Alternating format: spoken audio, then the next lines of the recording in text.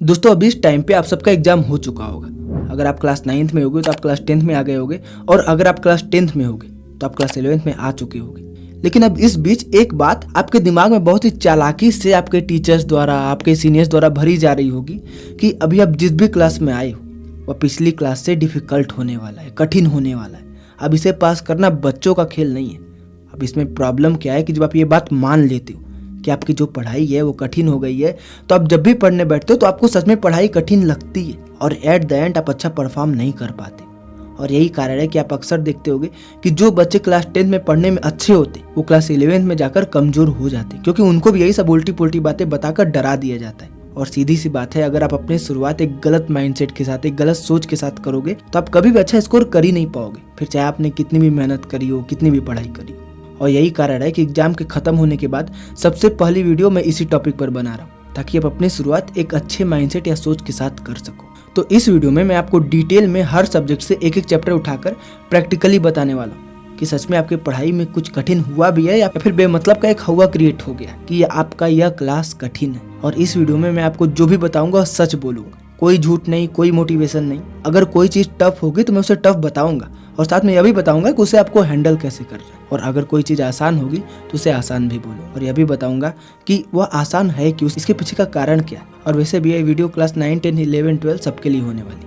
तो अब हम अपने सबसे पहले शुरुआत मैथ के साथ करते हैं, क्योंकि आप भी यह बात अक्सर सुनते होंगे कि अभी तक मैथ आसान था, अब क्लास 11th में आ गए हो या फिर क्लास 10th में आ गए हो, अब पता चलेगा कि असली मैथ होता क्या, मैथ कहते किसे। तो एक बार इसे भी देख लेते हैं। देखो, मैथ में दो प्रकार के क्वेश्चन होते हैं। सबसे पहला होता है प्रूफ बेस्ड क्वेश्चंस। इसमें आपको थ्योरम को अच्छे से समझकर उसे अप्लाई करके वह लाना होता है जो क्वेश्चन में बोला गया है। बेसिकली इसमें आपको प्रूफ वाले क्वेश्चंस करने होते हैं। इसमें बेसिकली आपका ट्रायंगल, सर्किल, इस टाइप के क्वेश्चंस आ जाते हैं, जिसमें बेसिकली आपको प्रूफ करना होता है। अब सच बताओ तो इस टाइप के क्वेश्चन का कोई सर पैर नहीं होता है। बच्चे इसमें हमेशा कंफ्यूज रहते हैं कि हम कब कौन सा कंडीशन अप्लाई करें, कैसे हमें पता चलेगा कि अगर हम यह कंडीशन अप्लाई करेंगे तभी हमारा आंसर आएगा, इसे प्रूफ कैसे करें। और दूसरे टाइप के सोल्यूशन बेस्ड क्वेश्चंस होते हैं। यह बहुत सिंपल होते हैं। इसमें अगर आपको बस यह पता हो कि यहाँ पर कौन सा फार्मूला लगेगा तो आप यहाँ पे डायरेक्ट वैल्यूज पुट करके अपना आंसर ला सकते हो। इसमें आपका जैसे कि सरफेस एरिया हो गया, arithmetic progression, height and distance, statics हो गया, क्वाड्रेटिक इक्वेशन, ऐसे चैप्टर्स इसमें आते हैं। अब इन दोनों टाइप्स के क्वेश्चन में स्टूडेंट को अक्सर जो प्रूफ बेस्ड क्वेश्चंस होता है यह बहुत ज़्यादा परेशान करता है, क्योंकि इस टाइप के क्वेश्चन में उन्हें समझ में नहीं आता है कि अब हम आगे करें क्या जिससे कि हमारा आंसर प्रूफ हो जाए। और जैसा कि आप देख सकते हो कि जैसे जैसे आप नेक्स्ट क्लास में पहुंचते हो यह प्रूफ बेस्ड क्वेश्चंस कम होते जाते हैं। जैसे कि अगर आप क्लास 9 का सिलेबस उठाते हो तो इसमें लगभग हर चैप्टर में यह प्रूफ बेस्ड क्वेश्चंस थी। इसमें यह सोल्यूशन बेस्ड क्वेश्चन बहुत कम है।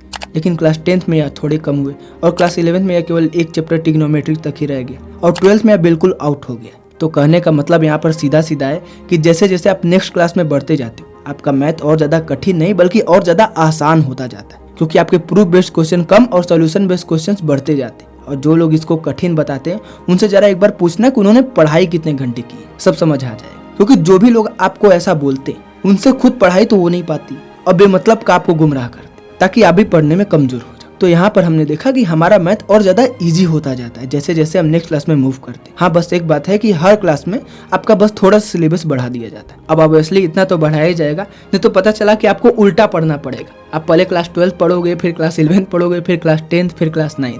अब हम बात करते हैं केमिस्ट्री के बारे में कि जैसे जैसे हम आगे बढ़ते जाते हैं हमारी केमिस्ट्री कैसे चेंज होती है। तो देखो, अगर आप क्लास 10th में केमिस्ट्री पढ़ते हो तो आप सिर्फ ये पढ़ोगे कि एटम क्या होता है, मॉलिक्यूल्स क्या होता है। जबकि अगर क्लास 11th में पढ़ते हो तो इसके ऊपर पूरा एक चैप्टर है जिसमें आपको डिटेल में बताया गया होता है कि एटम क्या होता है, क्यों होता है, एटम बना किन चीज़ों से होता है, इसका स्ट्रक्चर कैसा होता है, ये एक दूसरे से जुड़ा कैसे होता है, इनके बीच में फोर्सेस कौन से लगते हैं, एटम में इलेक्ट्रॉन न्यूक्लियस पर गिरता क्यों नहीं है। और अगर आप इन दोनों सिनेरियो को डिटेल में ऑब्जर्व करो तो क्लास 10th में बस आपको एक तरीके से रटवाया जा रहा है कि एटम क्या होता है, जबकि क्लास 11th में आपको यह सब बिल्कुल डिटेल में प्रॉपर रीजन के साथ समझाया जा रहा है। तो अब बताओ कि आपको पढ़ने में किस क्लास की केमिस्ट्री ज़्यादा इंटरेस्टिंग लगेगी, क्लास 10th वाली जिसमें आपको रटवाया जा रहा है कि एटम क्या होता है, या फिर क्लास 11th वाली जिसमें आपको हर एक चीज़ का रीजन बताया जा रहा है, एटम के बारे में सब कुछ डिटेल में बताया जा रहा है कि ऐसा ही क्यों होता है। ऑब्वियसली मुझे तो सच में क्लास 11th की केमिस्ट्री बहुत ज़्यादा पसंद आई थी। और यही होता है जब हम नेक्स्ट क्लास में मूव करते हैं कि हमारी केमिस्ट्री थोड़ी डिटेल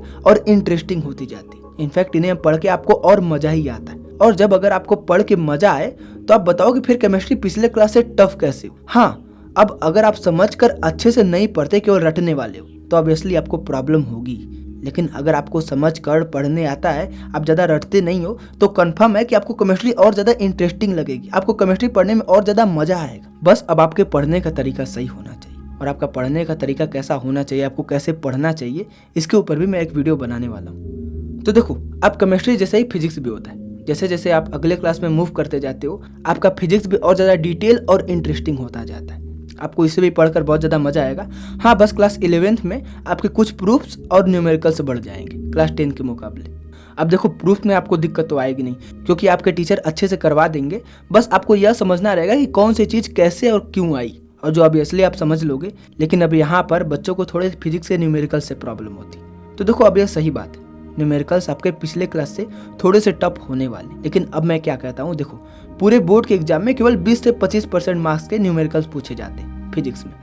तो आपको उसे कुछ हद तक अवॉइड ही करना है, क्योंकि अगर आप अपनी सारी एनर्जी इन न्यूमेरिकल को सॉल्व करने में लगा दोगे, तो आप इधर मैथ और केमिस्ट्री पर अच्छे से फोकस नहीं कर पाओगे। तो इसलिए स्टार्टिंग में आपको न्यूमेरिकल्स को निगलेक्ट करना है।